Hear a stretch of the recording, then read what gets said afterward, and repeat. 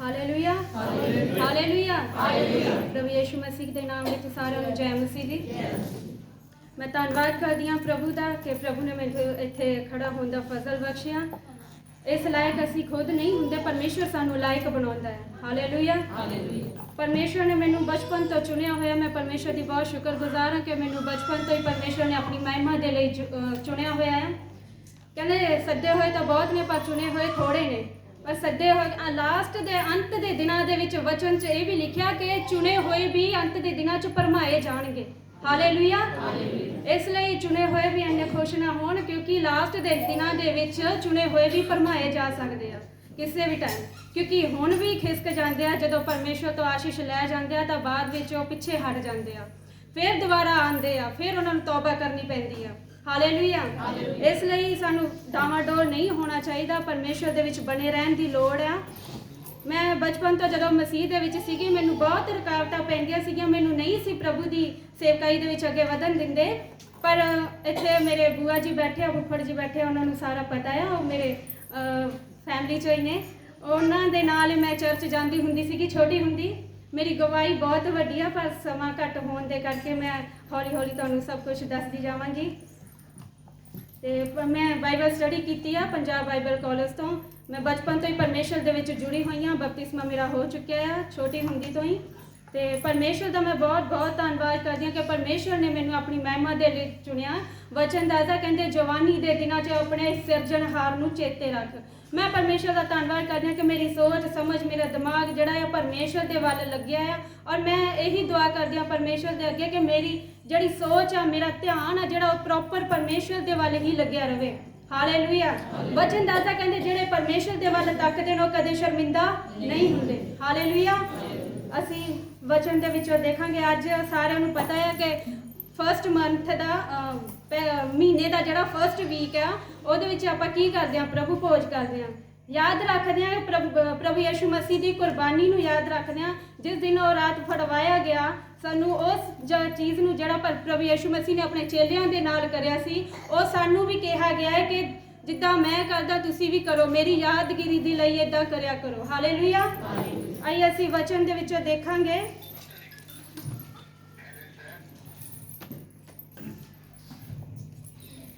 ਬਹੁਤ ਸਾਰੇ ਲੋਕਾਂ ਨੇ ਬਪਤਿਸਮਾ ਲਿਆ। ਕਿੰਨੇ ਜਣਿਆਂ ਨੇ ਬਪਤਿਸਮਾ ਲਿਆ ਹੋਇਆ? ਓਕੇ, ਤੇ ਹੁਣ ਉਹ ਦੱਸੋ ਵੀ ਕਿੰਨਿਆਂ ਨੇ ਬਪਤਿਸਮਾ ਨਹੀਂ ਲਿਆ?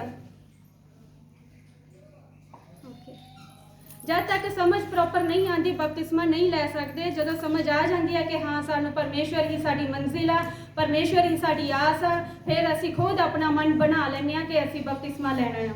ਬਪਤਿਸਮਾ ਲੈਣ ਲਈ ਅਸੀਂ ਖੁਦ ਤਿਆਰ ਹੁੰਦੇ ਹਾਂ। ਕਿਸੇ ਦੇ ਫੋਰਸ ਕਰਨ ਨਾਲ ਅਸੀਂ ਬਪਤਿਸਮਾ ਨਹੀਂ ਲੈ ਸਕਦੇ ਜਦ ਤੱਕ ਸਾਡਾ ਮਨ ਹੈ ਜਿਹੜਾ ਤਿਆਰ ਨਹੀਂ ਹੁੰਦਾ। ਹਾਲੇਲੂਇਆ ਪ੍ਰਭੂ ਭੋਜ ਕੀ ਆ? ਪ੍ਰਭੂ ਭੋਜ ਦਾ ਅਰਥ ਕੀ ਆ? ਬਹੁਤ ਸਾਰੇ ਲੋਕ ਪ੍ਰਭੂ ਭੋਜ ਦੇ ਵਿੱਚ ਸ਼ਾਮਿਲ ਹੁੰਦੇ ਆ, ਬਟ ਉਹਨਾਂ ਨੂੰ ਪ੍ਰੋਪਰ ਇਹ ਨਹੀਂ ਪਤਾ ਹੈ ਕਿ ਪ੍ਰਭੂ ਭੋਜ ਹੈ ਕੀ ਆ। ਅਸੀਂ ਇਸ ਮੇਜ਼ ਦੇ ਵਿੱਚ ਸ਼ਾਮਿਲ ਹੁੰਦੇ ਕਿਉਂ ਆ? ਬਸ ਬਪਤਿਸਮਾ ਲੈ ਲਿਆ, ਸੋਚਦੇ ਆ ਕਿ ਸਾਡੇ ਤੇ ਮੋਹਰ ਲੱਗ ਗਈ ਆ ਤੇ ਸਾਨੂੰ ਸਵਰਗ ਦਾ ਜਿਹੜਾ ਆ ਟਿਕਟ ਮਿਲ ਗਈ ਆ ਸਵਰਗ ਦੀ। ਸਾਨੂੰ ਇੰਨਾ ਕਾਫੀ ਨਹੀਂ ਆ, ਕਿਉਂਕਿ ਬਪਤਿਸਮਾ ਲੈਣ ਤੋਂ ਬਾਅਦ ਵੀ ਸਾਨੂੰ ਬਹੁਤ ਕੁਛ ਹੈ ਜਿਹੜਾ ਪਰਮੇਸ਼ਵਰ ਦੀਆਂ ਆਗਿਆਵਾਂ ਨੇ, ਬਹੁਤ ਕੰਮ ਨੇ ਜਿਹੜੇ ਪਰਮੇਸ਼ਵਰ ਨੇ ਸਾਨੂੰ ਸੌਂਪੇ ਹੋਏ ਆ। ਹਾਲੇਲੂਇਆ ਉਹਨਾਂ ਨੂੰ ਮੰਨਣਾ ਵੀ ਆ। ਬਪਤਿਸਮਾ ਲੈ ਕੇ ਅਸੀਂ ਬਹੁਤ ਜਿਹੜਾ ਪ੍ਰਾਰਥਨਾ ਵਾਲਾ ਜੀਵਨ ਹੈ, ਬਪਤਿਸਮਾ ਲੈਣ ਤੋਂ ਬਾਅਦ ਵੀ ਜਿਹੜਾ ਸਾਡਾ ਪ੍ਰਾਰਥਨਾ ਵਾਲਾ ਜੀਵਨ ਉਹ ਬਹੁਤ ਘੱਟ ਹੁੰਦਾ ਹੈ। ਜਦ ਕਿ ਸਾਨੂੰ ਪ੍ਰਾਰਥਨਾ ਦੇ ਵਿੱਚ ਬਣੇ ਰਹਿਣ ਦੀ ਲੋੜ ਹੈ, ਆਰਾਧਨਾ ਦੇ ਵਿੱਚ ਬਣੇ ਰਹਿਣ ਦੀ ਲੋੜ ਹੈ। ਜਦੋਂ ਆਰਾਧਨਾ ਹੋ ਰਹੀ ਸੀਗੀ ਮੈਂ ਬਹੁਤ ਖੁਸ਼ ਹੋਈ ਸੀਗੀ, ਕਿਉਂਕਿ ਮੈਨੂੰ ਖੁਦ ਨੂੰ ਫੀਲ ਹੋਇਆ ਕਿ ਇੱਥੇ ਆਤਮਾ ਜਿਹੜਾ ਪਰਮੇਸ਼ਵਰ ਦਾ ਮੌਜੂਦ ਆ। ਹਾਲੇਲੂਇਆ ਆਤਮਾ ਔਰ ਸੱਚਾਈ ਦੇ ਨਾਲ ਮਹਿਮਾ ਕਰਨ ਨਾਲ, ਆਰਾਧਨਾ ਕਰਨ ਨਾਲ ਕੀ ਹੁੰਦੀ? ਪਰਮੇਸ਼ਵਰ ਦੀ ਮਹਿਮਾ ਹੁੰਦੀ ਆ। ਕਹਿੰਦਾ ਆਤਮਾ ਔਰ ਸੱਚਾਈ ਸੇ ਆਰਾਧਨਾ ਕਰਨੇ ਵਾਲੇ ਮੇਰੀ ਮਹਿਮਾ ਕਰਤੇ ਹਨ। ਅਸੀਂ ਤਨ ਮਨ ਦੇ ਨਾਲ ਜਿਹੜੀ ਪਰਮੇਸ਼ਵਰ ਦੀ ਮਹਿਮਾ ਕਰਦੇ ਹਾਂ, ਫਿਰ ਆਤਮਾ ਪਰਮੇਸ਼ਵਰ ਦਾ ਸਾਡੇ ਵਿਚਕਾਰ ਉਤਰ ਆਉਂਦਾ। ਹਾਲੇਲੂਇਆ ਅਸੀਂ ਵਚਨ 'ਚ ਦੇਖਾਂਗੇ ਪਹਿਲਾ ਕੁਰਿੰਥੀਆਂ 11:23 ਆਇਤ। ਇਹ ਮਹੀਨੇ ਦੇ ਵਿੱਚ ਇੱਕ ਵਾਰ ਵਚਨ ਜ਼ਰੂਰ ਸ਼ੇਅਰ ਹੁੰਦਾ ਹੋਏਗਾ, ਪਰ ਵਚਨ ਹੈ ਜਿਹੜਾ ਉਹ ਕਦੇ ਖਤਮ ਹੋਣ ਵਾਲਾ ਨਹੀਂ ਆ। ਚਾਹੇ ਇੱਕ ਵਚਨ ਨੂੰ 1000 ਵਾਰ ਪੜ੍ਹ ਲਓ, ਉਹਦੇ ਵਿੱਚੋਂ ਕਈ ਅਰਥ ਨੇ ਜਿਹੜੇ ਨਿਕਲੇ ਆਉਂਦੇ ਆ। ਹਾਲੇਲੂਇਆ ਮੈਂ ਤਾਂ ਇਹ ਗੱਲ ਪ੍ਰਭੂ ਤੋਂ ਪਾਈ ਸੀ ਜਿਹੜੀ ਤੁਹਾਨੂੰ ਸੌਂਪ ਦਿੱਤੀ। ਹਾਂਜੀ 23 ਤੋਂ ਅੱਗੇ ਤੱਕ ਹਾਂਜੀ ਮੈਂ ਤਾਂ ਇਹ ਗੱਲ ਪ੍ਰਭੂ ਤੋਂ ਪਾਈ ਸੀ ਜਿਹੜੀ ਤੁਹਾਨੂੰ ਸੌਂਪ ਦਿੱਤੀ। ਭਾਈ ਪ੍ਰਭੂ ਯਿਸੂ ਨੇ ਜਿਸ ਰਾਤ ਉਹ ਫੜਵਾਇਆ ਗਿਆ ਸੀ, ਰੋਟੀ ਲਈ ਅਤੇ ਸ਼ੁਕਰ ਕਰਕੇ ਤੋੜੀ ਅਤੇ ਕਿਹਾ, ਇਹ ਮੇਰਾ ਸਰੀਰ ਹੈ ਜੋ ਤੁਹਾਡੇ ਲਈ ਹੈ। ਮੇਰੀ ਯਾਦਗਾਰੀ ਲਈ ਇਹ ਕਰਿਆ ਕਰੋ। ਇਸੇ ਤਰ੍ਹਾਂ ਉਸਨੇ ਭੋਜਨ ਖਾਣ ਦੇ ਪਿੱਛੋਂ ਪਿਆਲਾ ਵੀ ਲਿਆ ਅਤੇ ਕਿਹਾ, ਜੋ ਇਹ ਪਿਆਲਾ ਮੇਰੇ ਲਹੂ ਵਿੱਚ ਨਵਾਂ ਨੇਮ ਹੈ। ਜਦ ਕਦੇ ਤੁਸੀਂ ਇਸ ਨੂੰ ਪੀਵੋ ਤਾਂ ਮੇਰੀ ਯਾਦਗਾਰੀ ਲਈ ਇਹ ਕਰਿਆ ਕਰੋ।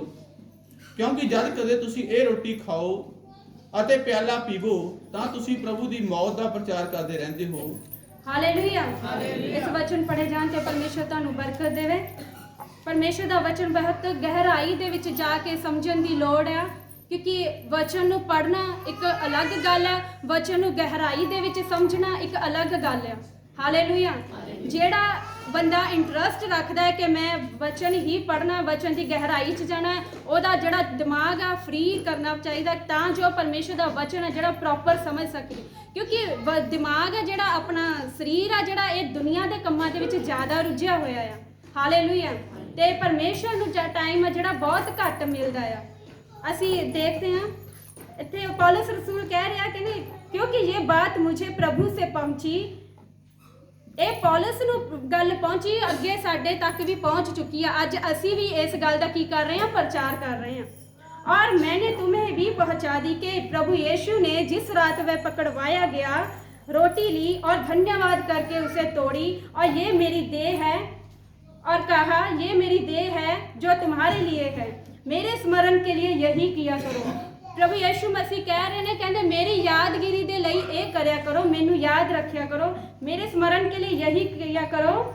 इसी रीति से उसने बियारी के पीछे कटोरा भी लिया और कहा, ये कटोरा मेरे लहू में नई वाचा है, जब कभी पियो तो मेरे स्मरण के लिए यही किया करो। हालेलुया। रोटी या जेड़ी ਉਹਨੂੰ ਪ੍ਰਭੂ ਯੀਸ਼ੂ ਮਸੀਹ ਨੇ ਦੇਹ ਦਰਸਾਇਆ ਗਿਆ ਆ, ਦੇਹ ਦੱਸਿਆ ਗਿਆ ਕਿ ਇਹ ਮੇਰਾ ਬਦਨ ਆ ਜਿਹੜਾ ਤੁਹਾਡੇ ਲਈ ਆ। ਜਿਹੜਾ ਪਿਆਲਾ ਆ ਉਹ ਪ੍ਰਭੂ ਯੀਸ਼ੂ ਮਸੀਹ ਦਾ ਲਹੂ ਆ ਜਿਹੜਾ ਸਾਡੇ ਲਈ ਕਰੂਸ ਦੇ ਉੱਤੇ ਬਹਾਇਆ ਗਿਆ ਹੈ। ਹਾਲੇਲੂਇਆ। ਇਹ ਪ੍ਰਭੂ ਯੀਸ਼ੂ ਮਸੀਹ ਦਾ ਲਹੂ ਪਵਿੱਤਰ ਲਹੂ ਹੈ ਜਿਹੜਾ ਸਾਡੀ ਸਾਰਿਆਂ ਦੀ ਜਾਨ ਬਚਾਉਣ ਦੇ ਲਈ, ਸਾਡੀ ਬਿਮਾਰੀਆਂ ਨੂੰ ਖਤਮ ਕਰਨ ਦੇ ਲਈ ਸਾਡੇ ਲਈ ਕੀ ਕਰਿਆ ਹੋਇਆ, ਬਹਾਇਆ ਹੋਇਆ। ਹਾਲੇਲੂਇਆ। ਪ੍ਰਭੂ ਭੋਜ ਜਿਹੜਾ ਆ ਉਹ ਇੱਕ ਕਿਸਮ ਦਾ ਨਹੀਂ ਹੁੰਦਾ, ਉਹ ਤਿੰਨ ਕਿਸਮ ਦੇ ਹੁੰਦੇ ਆ। ਆਪਾਂ ਕਹਿੰਦੇ ਕਿ ਪ੍ਰਭੂ ਭੋਜ ਆ। ਪ੍ਰਭੂ ਭੋਜ ਤਿੰਨ ਨਾਮ ਨੇ ਪ੍ਰਭੂ ਭੋਜ ਦੇ। ਪ੍ਰਭੂ ਭੋਜ, ਪ੍ਰਭੂ ਦੀ ਮੇਜ਼ ਤੇ ਰੋਟੀ ਤੋੜਨਾ, ਤਿੰਨੋਂ ਮਿਲਾ ਕੇ ਇੱਕੋ ਹੀ ਗੱਲ ਬਣਦੀ ਆ। ਪ੍ਰਭੂ ਭੋਜ, ਪ੍ਰਭੂ ਮੇਜ਼, ਪ੍ਰਭੂ ਦੀ ਮੇਜ਼ ਤੇ ਰੋਟੀ ਤੋੜਨਾ। ਹਾਲੇਲੂਇਆ। ਅਸੀਂ ਦੇਖਾਂਗੇ ਲੂਕਾ 22:19 ਦੇ ਵਿੱਚ। ਮੈਂ ਤੁਹਾਨੂੰ ਦੱਸਣਾ ਚਾਹੁੰਦੀ ਹਾਂ ਕਿਉਂਕਿ टाइम घट होने करके मैं शॉर्ट दे विच जा रही हाँ। लुका 22:19। ਤਾਂ ਉਸਨੇ ਰੋਟੀ ਲਈ ਅਤੇ ਸ਼ੁਕਰ ਕਰਕੇ ਤੋੜੀ ਅਤੇ ਇਹ ਕਹਿ ਕੇ ਉਹਨਾਂ ਨੂੰ ਦਿੱਤੀ ਕਿ ਇਹ ਮੇਰਾ ਸਰੀਰ ਹੈ ਜੋ ਤੁਹਾਡੇ ਬਦਲੇ ਦਿੱਤਾ ਜਾਂਦਾ ਹੈ। ਹਾਲੇਲੂਇਆ। ਇੱਥੇ ਪ੍ਰਭੂ ਯੀਸ਼ੂ ਮਸੀਹ ਆਪ ਕਹਿ ਰਿਹਾ ਕਿ यहाँ पर यीशु मसीह की आज्ञा है प्रभु यीशु मसीह दी। ਉਹਦੇ ਵਿੱਚ ਜੋ ਲੂਕਾ 22:19 ਦੇ ਵਿੱਚ ਲਿਖਿਆ ਹੋਇਆ ਕਿ ਯੀਸ਼ੂ ਮਸੀਹ ਦੀ ਆਗਿਆ ਦੱਸੀ ਗਈ ਹੈ ਕਿ ਇਹ ਕੀ ਆ, ਪ੍ਰਭੂ ਯੀਸ਼ੂ ਮਸੀਹ ਦੀ ਆਗਿਆ ਹੈ। ਤੇ ਪ੍ਰਭੂ ਯੀਸ਼ੂ ਮਸੀਹ ਦੀ ਆਗਿਆ ਨੂੰ ਸਾਨੂੰ ਮੰਨਣਾ ਚਾਹੀਦਾ ਜਿਹੜਾ ਕਿ ਅੱਜ ਅਸੀਂ ਕਰ ਰਹੇ ਹਾਂ। ਹਾਲੇਲੂਇਆ। ਅੱਗੇ ਅਸੀਂ ਦੇਖਾਂਗੇ ਮੱਤੀ 26:26। ਮੈਂ ਤੁਹਾਨੂੰ ਕਲੀਅਰ ਕਰਨਾ ਚਾਹੁੰਦੀ ਹਾਂ ਕਿ ਪ੍ਰਭੂ ਯੀਸ਼ੂ ਮਸੀਹ ਖੁਦ ਕਹਿ ਰਹੇ ਹਨ ਕਿ ਇਹ ਕਰਨਾ ਚਾਹੀਦਾ, ਮੇਰੀ ਯਾਦਗਿਰੀ ਦੇ ਵਿੱਚ ਇਹ ਕਰਨਾ ਹੈ। ਮੈਂ ਸਪਸ਼ਟ ਦੱਸਣਾ ਚਾਹੁੰਦੀ ਹਾਂ ਤੁਹਾਨੂੰ। ਜਦੋਂ ਖਾ ਰਹੇ ਸਨ ਤਦ ਉਸਨੇ ਰੋਟੀ ਲਈ ਅਤੇ ਬਰਕਤ ਦੇ ਕੇ ਤੋੜੀ ਅਤੇ ਚੇਲਿਆਂ ਨੂੰ ਦੇ ਕੇ ਆਖਿਆ, ਲਓ ਖਾਓ, ਇਹ ਮੇਰਾ ਸਰੀਰ ਹੈ। ਹਾਲੇਲੂਇਆ। ਕਿਹਨੇ ਤੋੜੀ? ਪ੍ਰਭੂ ਯੀਸ਼ੂ ਮਸੀਹ ਨੇ ਧੰਨਵਾਦ ਕਰਕੇ ਤੋੜੀ ਤੇ ਕਿਹਨਾਂ ਨੂੰ ਦਿੱਤੀ? ਚੇਲਿਆਂ ਨੂੰ। ਜਿੱਦਾਂ ਅੱਜ ਕਰਨਾ ਆ, ਧੰਨਵਾਦ ਕਰਕੇ, ਸ਼ੁਕਰ ਕਰਕੇ ਰੋਟੀ ਤੋੜਨੀ ਹੈ ਤੇ ਸਾਨੂੰ ਕੀ ਕਰਨਾ? ਵੰਡਣੀ ਹੈ। ਅਸੀਂ ਪ੍ਰਭੂ ਦਾ ਜਿਹੜਾ ਭੋਜ ਆ ਉਹਦੇ ਵਿੱਚ ਅਸੀਂ ਸ਼ਾਮਿਲ ਹੋਣਾ ਹੈ। ਇੱਥੇ ਪ੍ਰਭੂ ਯੀਸ਼ੂ ਮਸੀਹ ਖੁਦ ਕਹਿ ਰਹੇ ਨੇ, ਖੁਦ ਉਹਨਾਂ ਨੇ ਇਹ ਜਿਹੜੀ ਸੈਰੇਮਨੀ ਇਹਨਾਂ ਨੇ ਖੁਦ ਸ਼ੇਅਰ ਕੀਤੀ ਹੈ ਆਪਣੇ ਚੇਲਿਆਂ ਦੇ ਨਾਲ। ਅੱਗੇ ਅਸੀਂ ਦੇਖਾਂਗੇ ਪ੍ਰੇਰਿਤਾਂ ਦੇ ਕੰਮ, ਪੰਜਾਬੀ ਵਿੱਚ ਕੀ ਕਹਿੰਦੇ? ਹਾਂਜੀ, ਰਸੂਲਾਂ ਦੇ ਕੰਮ 20:27।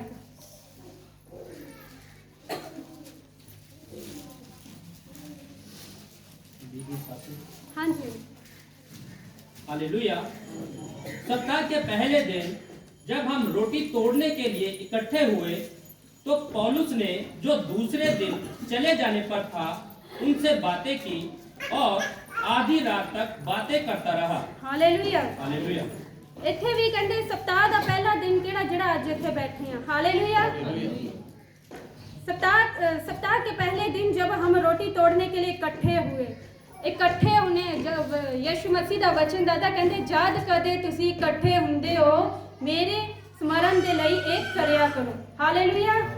पौलुस ने जो दूसरे दिन चले जाने पर था उससे बातें की और आधी रात तक बातें करता रहा। कहने का मतलब ਜਿਹੜੀ ਪਹਿਲੀ ਸਦੀ ਦੀ ਕਲੀਸਿਆ ਸੀ ਉਹ ਲਗਾਤਾਰ ਪ੍ਰਾਰਥਨਾ ਦੇ ਵਿੱਚ ਔਰ ਰੋਟੀ ਤੋੜਨ ਦੇ ਵਿੱਚ ਲਵਲੀਨ ਰਹਿੰਦੇ ਸੀ ਕਿ ਉਹ ਲਗਾਤਾਰ ਰੈਗੂਲਰ ਇਸ ਜਿਹੜੀ ਰੀਤ ਹੈ ਜਿਹੜੀ ਇਹਨੂੰ ਕਰਦੇ ਰਹਿੰਦੇ ਸੀਗੇ।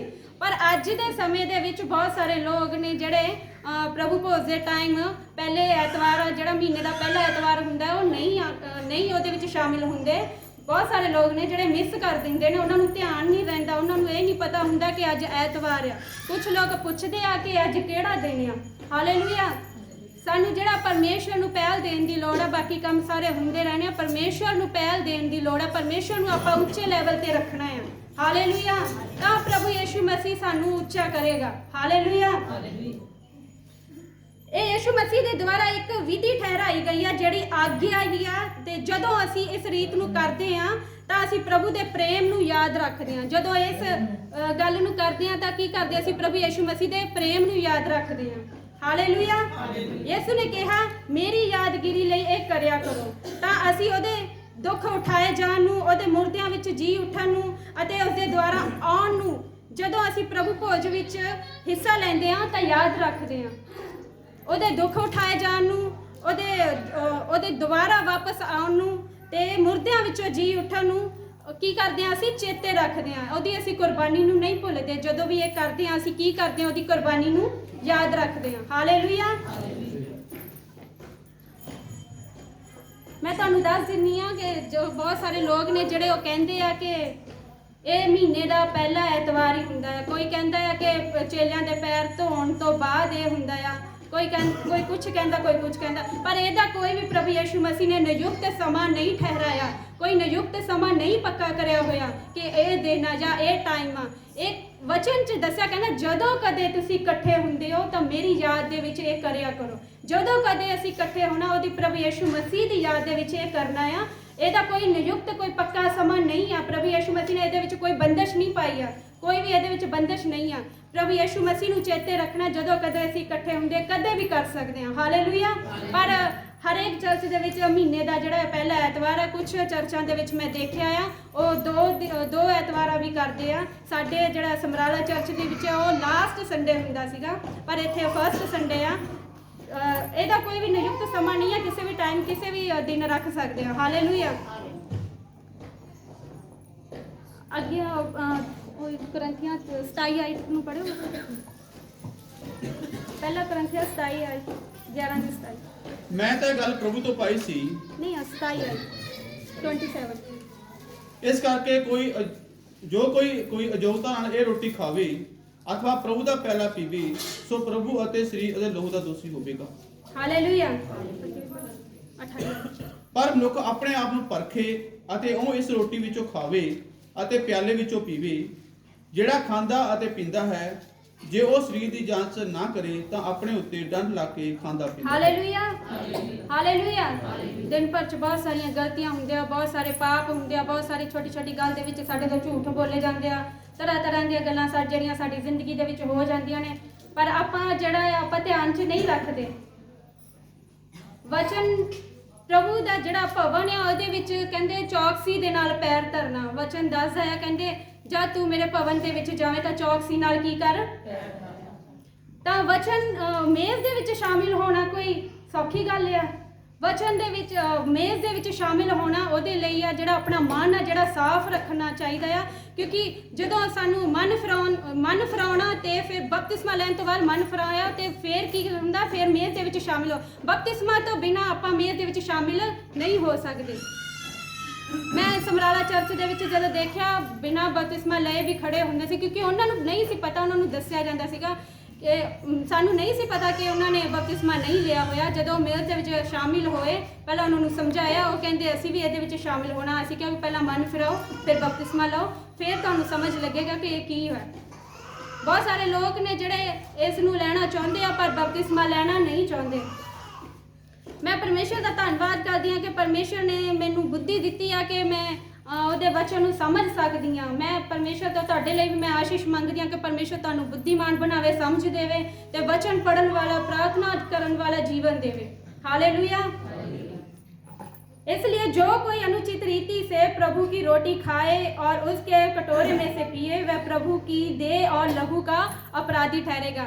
ये परमेश्वर के खिलाफ है। जड़ा काम है कोई भी परमेश्वर ਉਹਦੀ सजा है ਜਿਹੜੀ ਆ ਉਹਦੀ बरकरार रहेगी।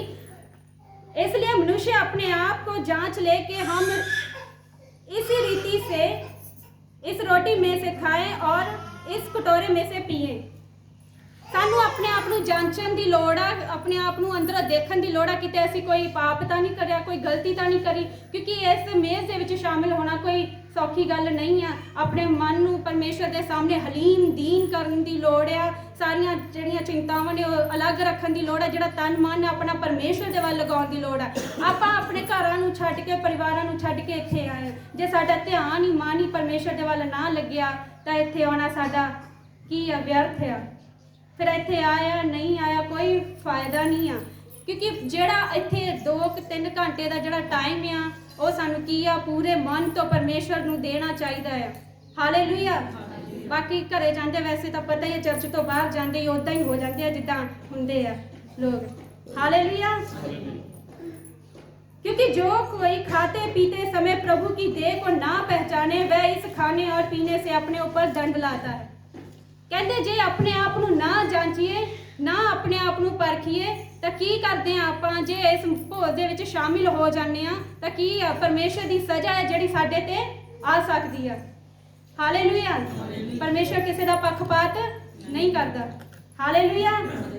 ਪਰਮੇਸ਼ਰ ਜਦੋਂ ਵੀ, ਇਸ ਲਈ ਜਦੋਂ ਵੀ ਅਸੀਂ ਪ੍ਰਭੂ ਭੋਜ ਦੇ ਵਿੱਚ ਸ਼ਾਮਿਲ ਹੋਈਏ, ਉਹਦੇ ਪ੍ਰੇਮ ਨੂੰ ਯਾਦ ਰੱਖੀਏ, ਉਹਦੇ ਮੁਰਦਿਆਂ ਵਿੱਚੋਂ ਜੀ ਉੱਠਣ ਨੂੰ ਯਾਦ ਰੱਖਣਾ ਆ, ਉਹਦੇ ਦੂਸਰੇ ਆਗਮਨ ਤੱਕ ਯਾਦ ਰੱਖਣਾ ਹੈ, ਉਹਦੇ ਦੁਬਾਰਾ ਆਉਣ ਨੂੰ ਯਾਦ ਰੱਖਣਾ ਹੈ। ਹਾਲੇਲੂਇਆ। ਹਾਲੇਲੂਇਆ। ਪਰਮੇਸ਼ਰ ਤੁਹਾਨੂੰ ਇਸ ਵਚਨ ਦੇ ਨਾਲ ਆਸ਼ੀਸ਼ ਦੇਵੇ। ਆਮੀਨ।